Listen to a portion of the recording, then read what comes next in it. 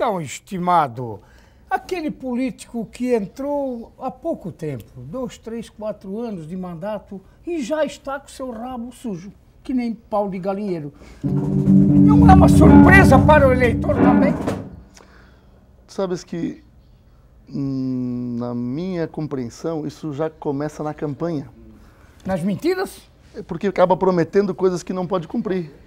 O grande culpado, muitas vezes, da comunidade ter uma rejeição pela política, não só pelo político, mas pela política como um todo, é dos próprios políticos, os candidatos, né? Seja vereador, prefeito, deputado, no afã de vencer o pleito eleitoral, prometem coisas que, primeiro, fogem à esfera, né?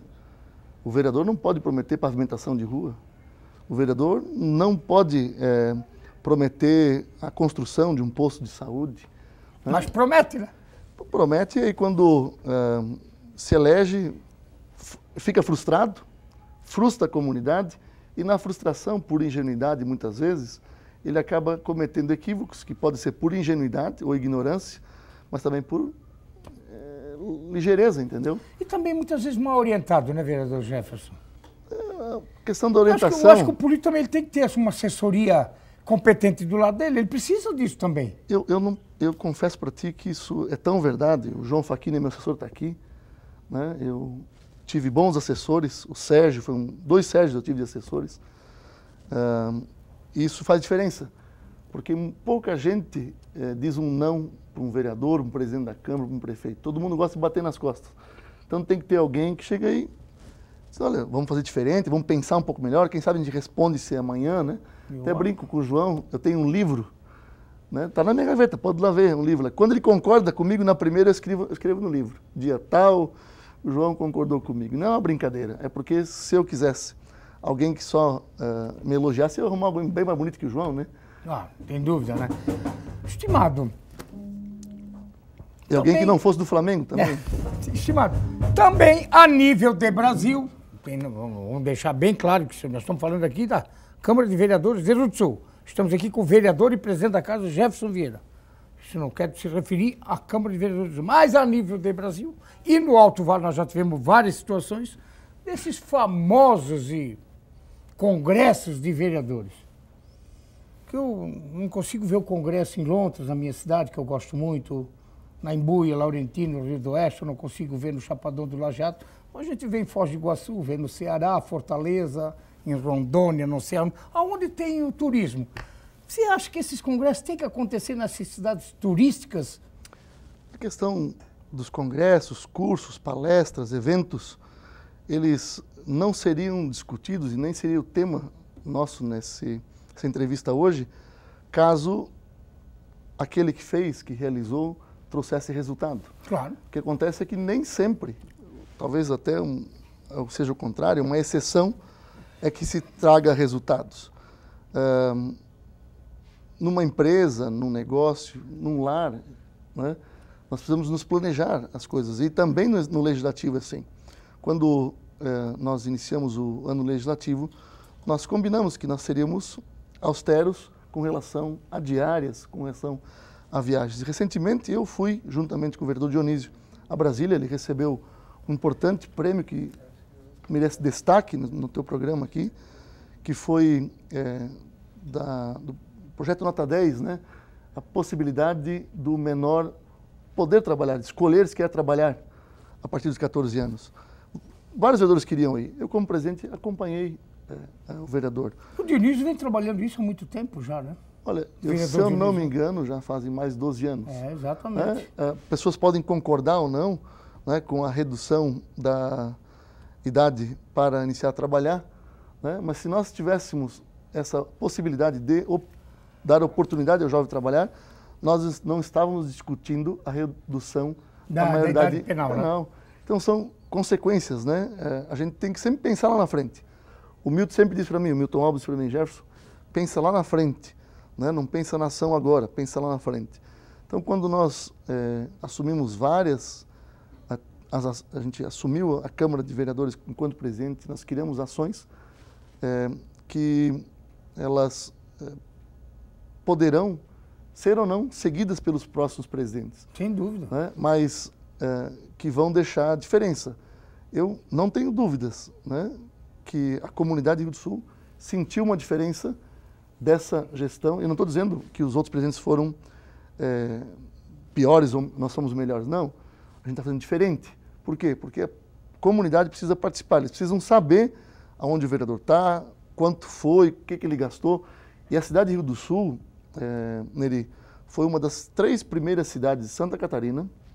Isso a promotoria da moralidade pública apresentou para nós, a atender 100%, né, a lei de transparência fiscal, ou seja, o portal do município de Rio do Sul, ele é preenchido diariamente.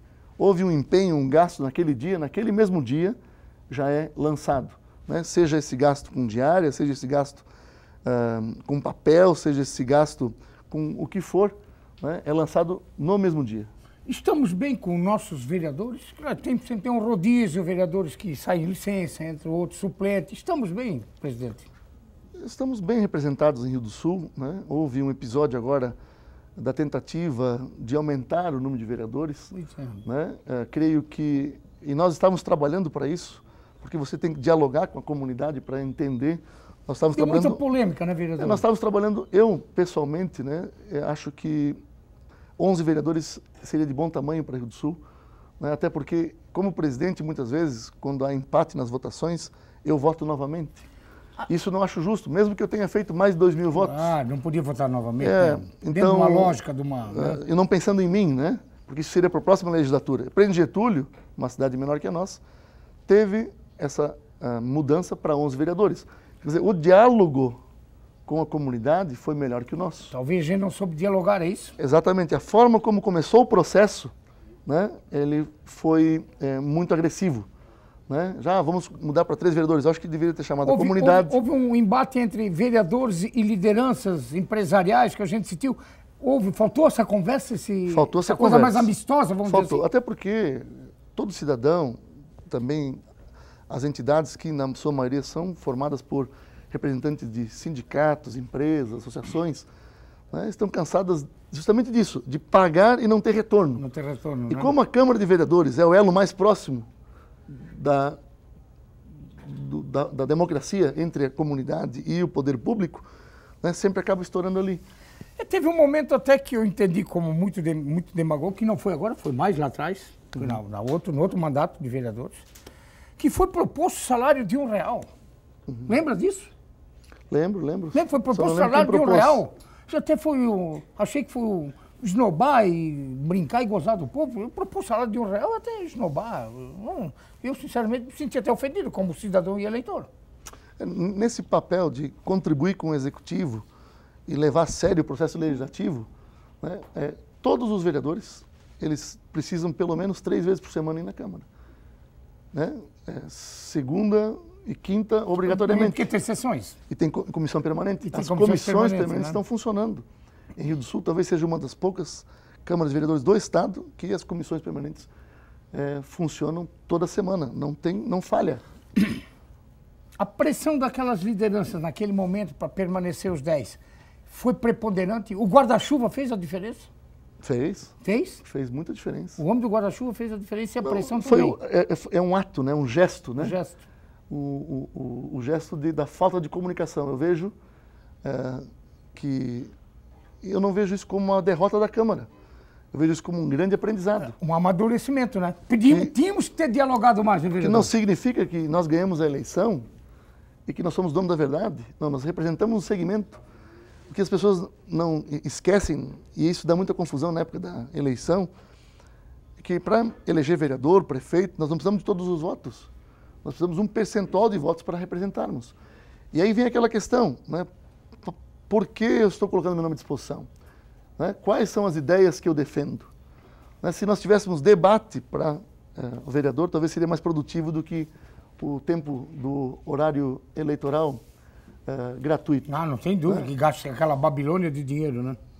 Dos dois lados, né? Também tira o tempo da população. Falando em dinheiro, vereador, estimado presidente da Casa do Povo, Câmara de Vereadores do Sul, como é que estamos de orçamento, gastos? Normalmente o Legislativo tem um dinheiro que no final do ano devolve ao executivo, esse dinheiro vai para um hospital, vai... Como é que estamos? Boa pergunta, Neri. Esse ano nossa proposta foi de fazer uma economia de 25% da receita. Né? A Câmara ela não gera receita, ela recebe um percentual do orçamento do município. E tal foi o trabalho que todos entenderam lá na Câmara, a forma como a gente está agindo, né? Que nós conseguimos, até é inédito isso, né? Nós conseguimos realizar um superávit de economia. Superávit esse que, em comum acordo com o prefeito Gariba, nós pudemos devolver, né, para o Fundo Municipal de Saúde 200 mil que foi para o Samária.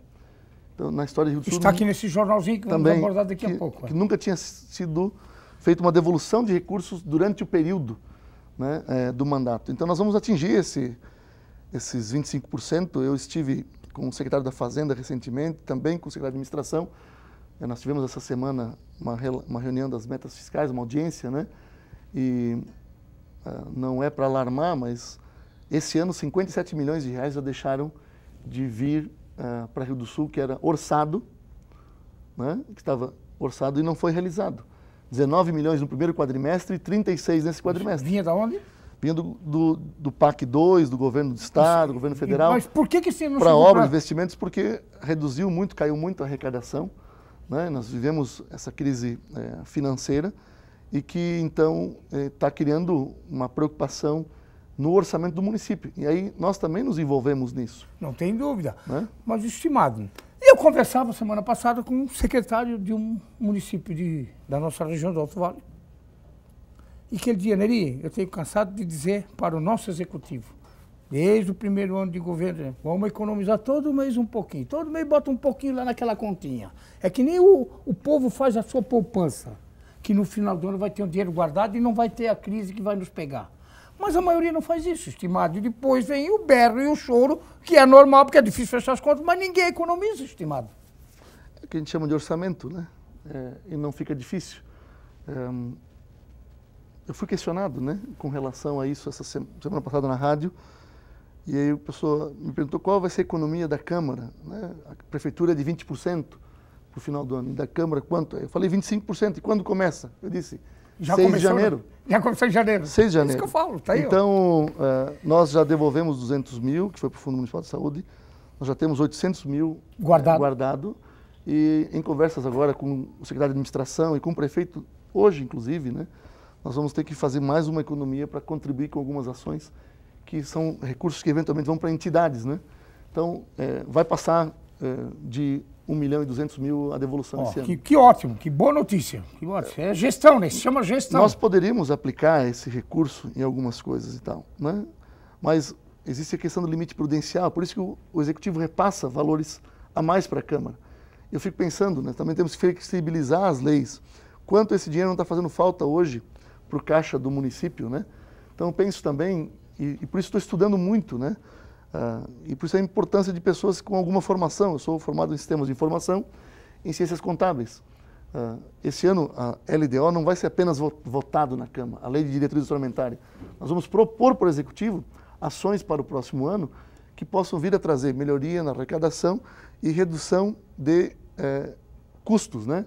Porque, veja, cortar despesas não é a única forma de economizar. Eu vejo que economizar é aplicar corretamente o recurso que tem, o dinheiro que tem.